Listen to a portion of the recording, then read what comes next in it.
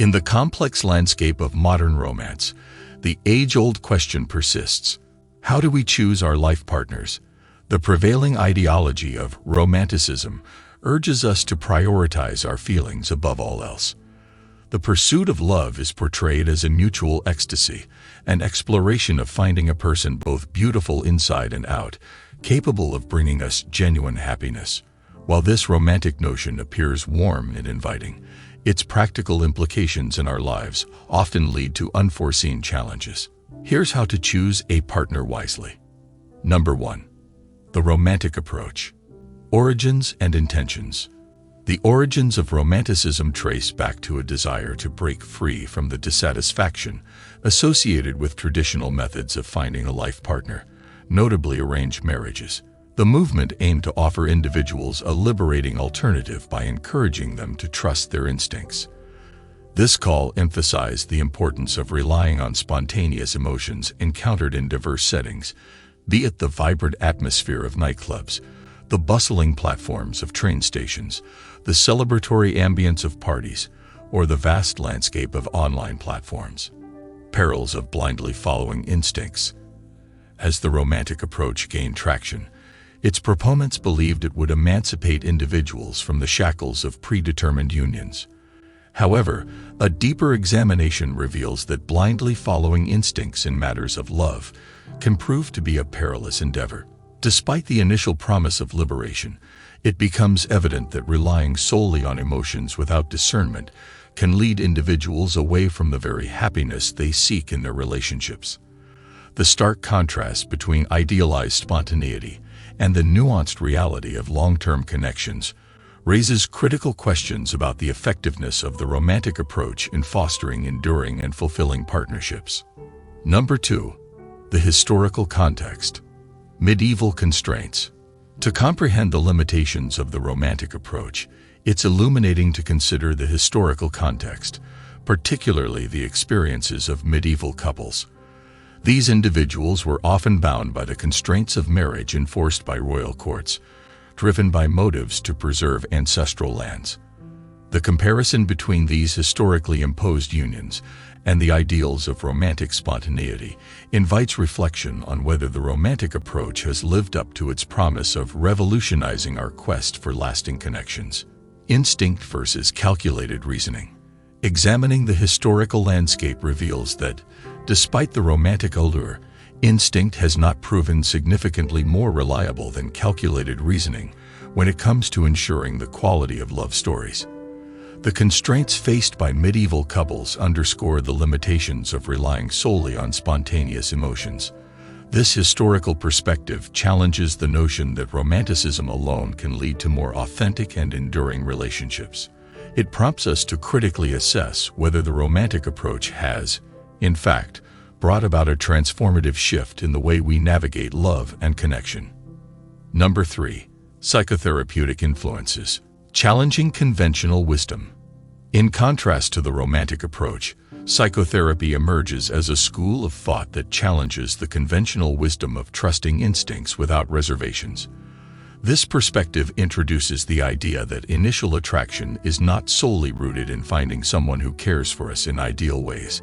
Instead, it suggests that our adult love often mirrors a template crafted in childhood, a template intricately woven with both positive and problematic attractions. The crucial distinction.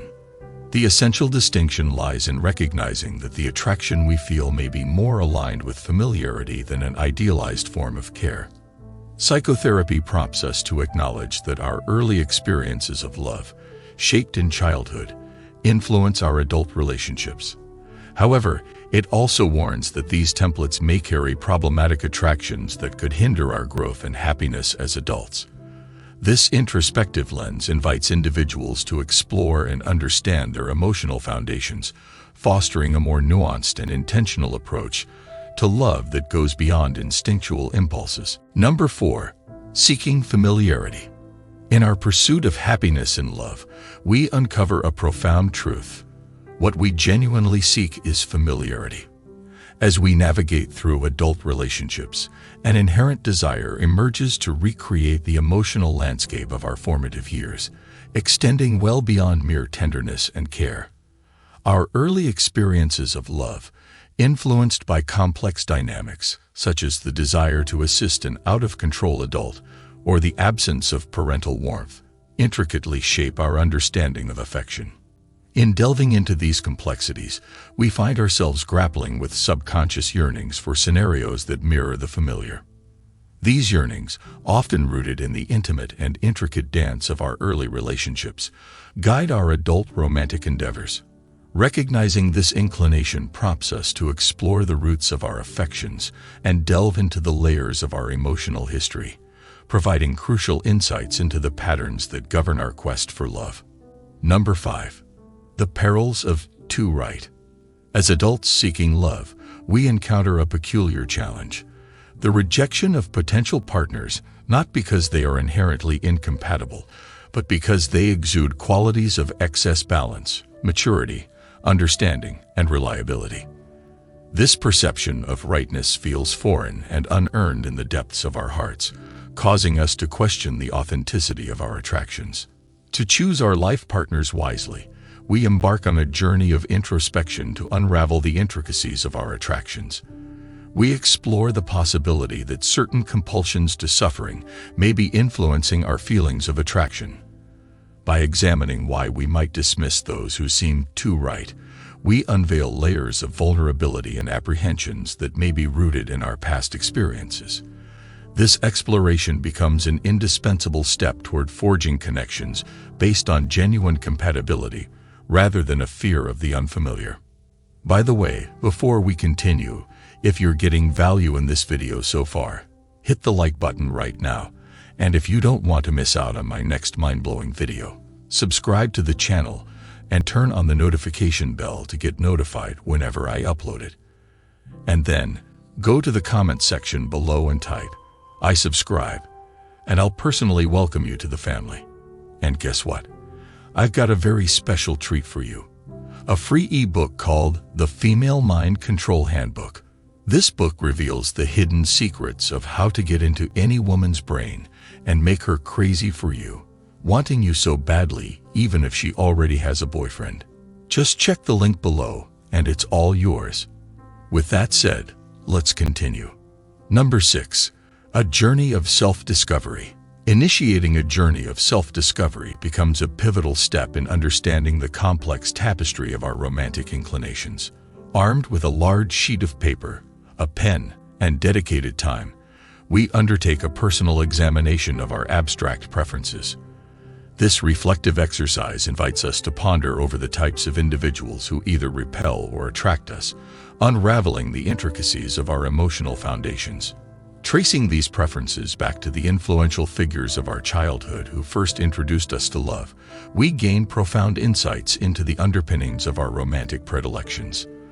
This exploration is not merely a surface-level analysis, but an immersive journey into our emotional history, shedding light on the unconscious motivations that steer our attractions. Through this process, we uncover the nuances of our desires, paving the way for a more informed and intentional approach to love. Number 7. Breaking free from patterns.